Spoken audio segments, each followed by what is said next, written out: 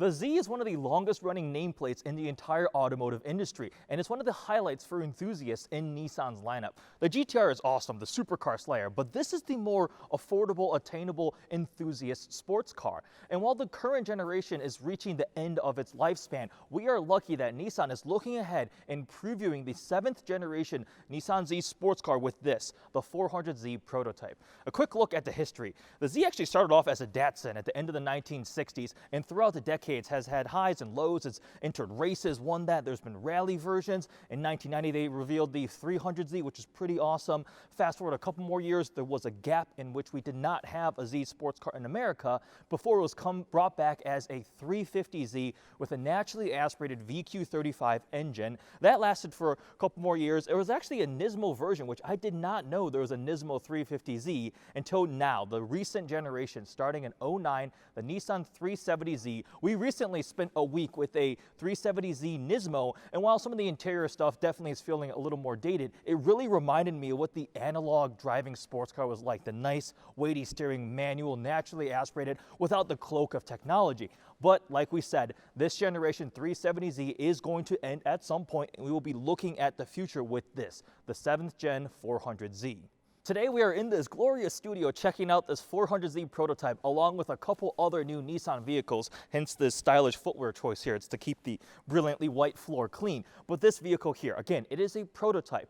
Confirmed 3-liter twin-turbo V6, likely the VR30 that you'll find in something like the Infiniti Q60, the Red Sport, in which top-tier trim makes 400 horsepower. So maybe 400Z and 400 horsepower with the VR30 makes sense. The most exciting news is a 6-speed manual transmission still will be offered. This one, we'll show you once we're inside, still has a 6-speed manual and likely a 7-speed automatic in development, but that would mirror the powertrain choices, or at least the transmission choices of the outgoing 370Z. All the Zs have been front-engined, rear-wheel drive, so this likely will be the same. No confirmed news of all-wheel drive being offered, but the highlight for me is going to be the fact that you can still get a manual transmission, and the VR30 is a great motor. 3-liter twin-turbo V6, you can make serious power. From the factory, the Q60 Red Sport is making 400, so in this compact, sporty form, that's going to be a lot of fun. In terms of exterior styling, this 400Z does a really good job blending the past, taking design cues from the history of the Z and also making it look modern and futuristic. These teardrop-shaped headlights with the LED lights look really nice. The rectangular front grille is apparently similar in dimension to the outgoing 370Z, but the way it's put together, I feel like you have some more emphasis on the front end to that grille. It definitely has yielded some controversy with some people arguing whether they like it or dislike the look. Seeing this car in person now, I definitely think it works together with the entire design language. On the front end, you notice a refreshed new Nissan badge, the logo, which definitely looks really nice. We've got this interesting kind of curved rectangular shape in the front grille too. Some nice sculpting on the hood. These bronze-colored split-spoke wheels with bright yellow brake calipers behind them too. We have drilled rotors there. Again, no news final confirmed. This is the prototype, but we'll see what carries over.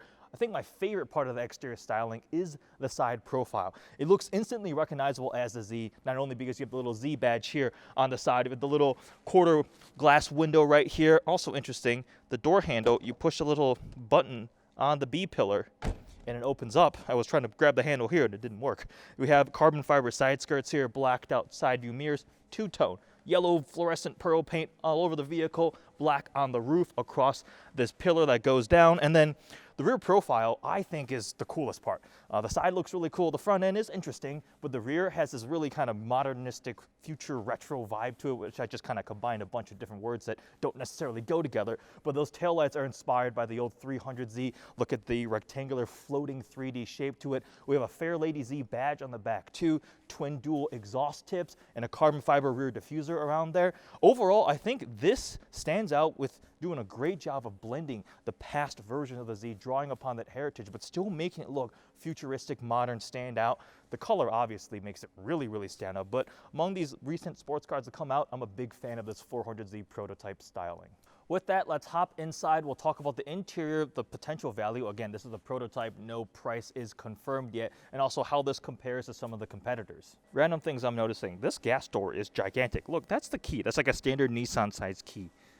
That's, again, random. Opening the doors is cool. So initially I thought this handle, it looks really similar to the outgoing Z's handle, but there's a little button right here on the B pillar.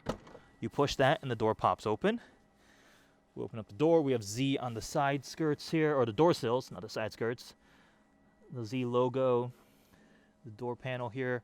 A lot of nice suede material, some yellow accent stitching. Similar door handles and a door-mounted air vent. Like before, a Bose sound system.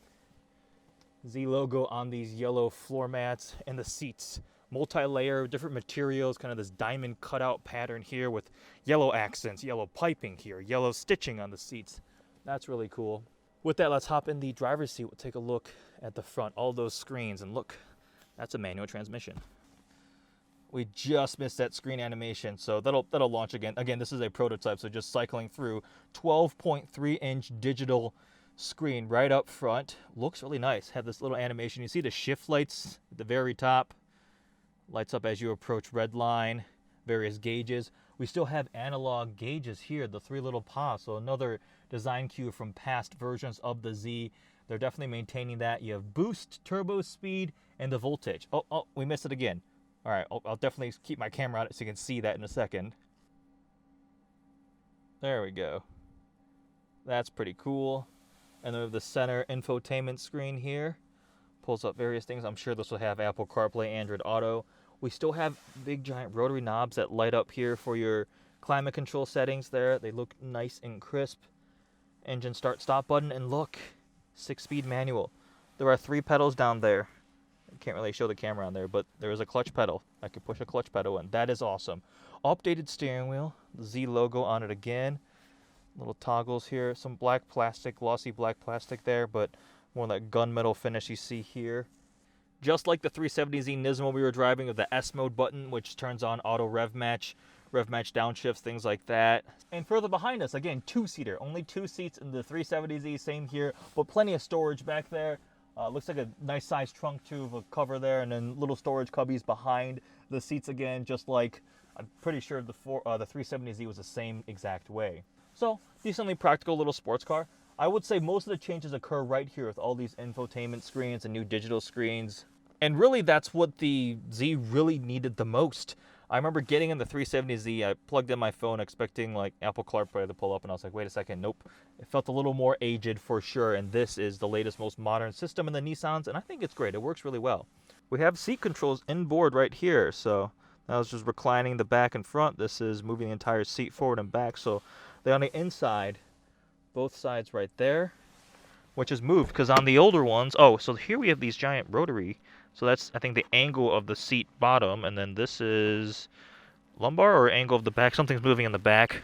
Little Z flag here on the seats too. In terms of value, nothing is officially announced yet, but if you take the outgoing 370Z as a basis, the Nismo I was driving had a price right around $45,000, but the regular 370Z started at just over $30,000. So compared to another Japanese sports car that made a revitalization recently, the Supra, even the base 2-liter Supra costs a good amount more, and the inline 6 is pushing deep into the 50s. So from that standpoint, if you assume the 400Z steps off where the 370Z was with a slight increase, let's just say mid-30s, that's actually a pretty interesting value, compelling. I think the car looks great in person. The design is pretty cool, and then the interior updates were absolutely very much needed and executed well, and the fact that you can still get a manual transmission will definitely be a really big sell for a lot of potential customers.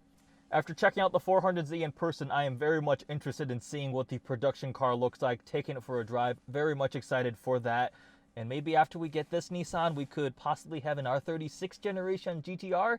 That would be pretty awesome. Here's the hoping for that. As always, I appreciate the support. Make sure you check out the other video, checking out some of the other brand new future Nissans coming that are behind me in the studio right now. Thanks for all the support, guys.